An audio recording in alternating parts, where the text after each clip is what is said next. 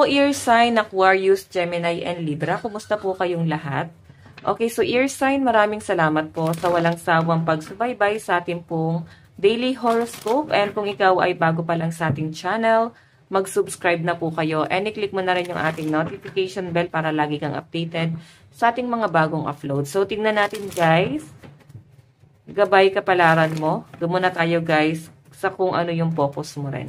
Okay? Doon muna tayo sa focus mo. Ear sign, Aquarius, Gemini, Libra. Guys, meron tayong Queen of Cups. Mahabang pasensya. Yan yung nakikita ko sa inyo guys, sa parang kailangan mong bunuin, no? Nakikita ko rin na parang kinakalma mo yung sarili mo, nire-relax mo yung sarili mo.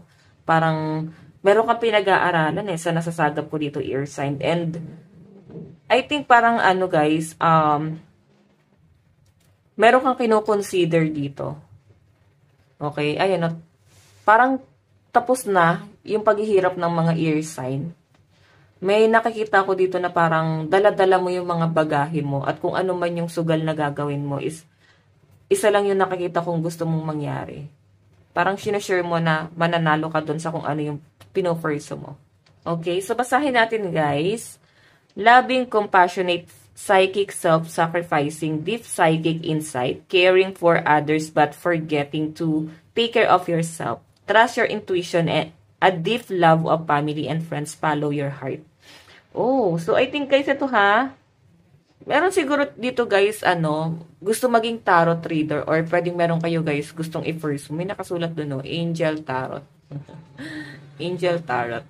So, I think, mas pinalalakas nyo guys yung inyong pagiging psychic. Pwedeng psychic ka na talaga, pero parang gusto nyo pa guys i-enhance. Yung iba sa inyo pwedeng inaaral guys, no? Inaaral nyo yung mga bagay na hindi nyo pa guys alam. So, parang nagkakaroon ka ng expansion. For example, mas magaling ka guys sa vision or more on sa panaginip, no? Or mas malakas yung pakiramdam mo. Yung iba naman dito guys nagtatarot. Pero sa malinaw na pinapakita sa akin guys, parang mas mas pinalalawak mo pa yung kaalaman mo. Hindi ka lang dun guys magpo-focus, no? So I think magkakaroon ng expansion.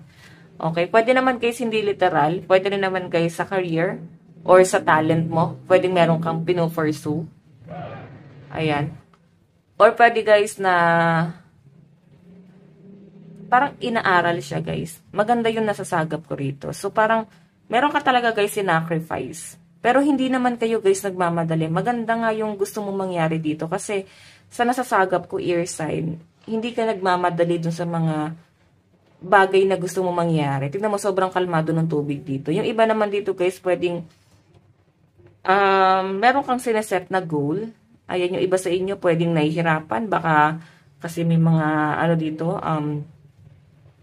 parang hindi naman guys tinatamad, hindi ko nasasagap na ganun. Pero parang wala kayong choice, lalo na kung may mga nagbubuntis dito. Okay? So, parang nahihirapan kayo guys na kumilos. Okay? Tignan pa natin guys. So, maganda yan guys. No? Parang ear sign. Sobrang nagre-relax ka lang talaga. Tinatry mong wag mag-isip ng mga negative. Hindi rin naman nag-iisip ng positive. So, nandun ka lang sa balance. Okay? Yung iba sa inyo, nakikita ko dito parang puro tulog. Puro pahinga.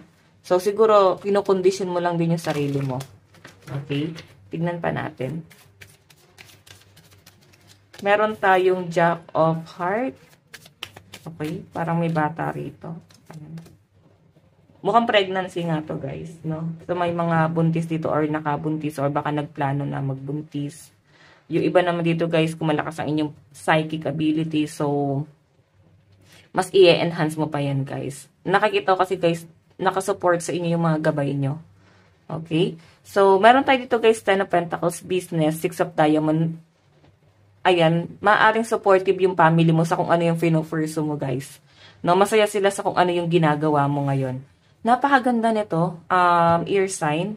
Kasi bihira yung parang susuportahan ka ng family mo. Hindi lang siya guys talaga halata. No? Hindi lang halata kasi pwedeng may mga past issue or pwedeng hindi na sila guys nagiging showy. Pero sa pinapakita sa akin guys, nakasupport sila sa inyo. Gusto nila guys na maging successful ka sa kung ano yung pinupursu mo. Okay? Kung nagkaroon guys ng alitan sa family, so, pwedeng nandun pa rin yung concern talaga nila sa inyo. Okay? Hindi lang talaga nila to guys pinapahalata, pero nag-aalala sila sa inyo. Ayan. And kung sa relationship naman to guys, sa person mo, ayan, nakasupport, lalo yung person mo yung nakasupport sa'yo guys. Sobrang inaalalayan ka ng person mo. 10 of Diamonds, so parang sinasabi rito na ako muna. Parang ganun. Ako muna yung bahala sa lahat.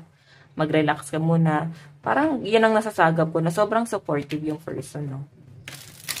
Okay? Napakaganda nito. Sa mga nagsisimula naman guys ng business, or may naiisip kayo guys na business, ayan, kung may mga anak guys kayong inaalagaan, siguro hindi nyo pa guys kaya. Kasi, baka kasi nag-aalaga ng anak eh. Okay? Though meron ka ng gustong simulan, yung iba sa inyo guys, pwedeng plano pa lang to. Hindi nyo lang alam talaga kung paano. So, I think parang kakalkulahin mo yung sitwasyon kung paano nyo guys ima-manage din yung oras mo, no?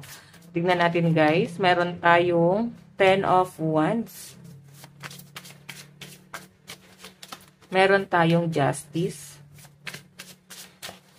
Meron tayong The World.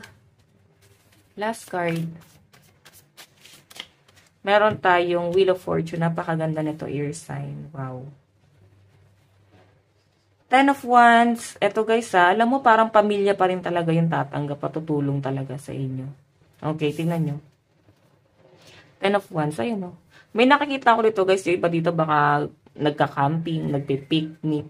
Nakakita akong travel. Napakaganda nung pinapakita ng card. So, I think parang nagkakaroon din guys ng new beginning. As in, kung dati down na down ka, ngayon nagiging maganda na yung energy mo kasi pwedeng pumapabor na sa inyo yung mga bagay na matagal nyo na guys gustong mangyari. Kasi nakikita nyo na air sign eh. Nakikita nyo na may progress talaga sa kung ano yung sinisimulan mo. Okay, pero ngayon kasi guys, sobrang nagpapahinga ka muna, no? Hindi, parang isang bagsak mo talaga siya guys gagawin. Okay, hindi mo pa nga guys binubuhos yung buong, buong attention mo dun sa bagay na to eh. Okay, pero iba dito guys, ayan. Parang puro, yun sabi ko nga kanina guys, parang puro pahinga. Siguro talagang may mga napuyat din dito. Baka ang dami yung client, customer. Okay? Or baka may inaalagaan. So, yung Justice dito, guys, may nakikita kasi ako, guys, may nagtatalo sa isip mo. The World kasi pwedeng sa relationship na like, nandun ka ba sa point before na naguluhan ka kung sino pipiliin mo? Yung person mo or maghahanap ka na lang ng iba. Moving forward kasi yung energy mo eh. Parang, as in, dumating ka na sa point na parang gusto niyo na, guys, na mag-move on, no? Mag-recover. Hindi na siya, guys, para i-force pa. Okay, so meron tayo dito guys, Wheel of Fortune. New beginning guys, I think i-work out mo yung relationship mo sa person mo. Kasi pwedeng naghiwalay na talaga, pero ngayon naging healing sa inyo yung paghihiwalay na yon. Okay? Parang nakatulong pa yung paghihiwalay kasi parang nandun na kayo sa point, air sign, na hindi na kayo sobrang attached dun sa person mo. Okay? May kanya-kanya na kayong goal. Tignan po natin ano naman ang inyong advice. Meron po tayong Deep Sea Blind Shrimp. Using all your senses, especially your six senses. Ayan, nasa may mga psychic ability. Napakaganda ng nakikita ko dito, guys. Parang mas lalo kang may engganyo na i-pursue yung gusto mong mangyari. Siguro yung pagiging psychic mo talaga. Mas lalakas yung intuition mo, guys. Okay? I think blessing din sa inyo to guys, no? Itong intuition na to. Blessing din sa inyo yan. So, guys, ayan, lucky number mo. 19 and 26. Ito lang po ang inyong reading. Bukas po lahat. God bless and love you all. Bye-bye.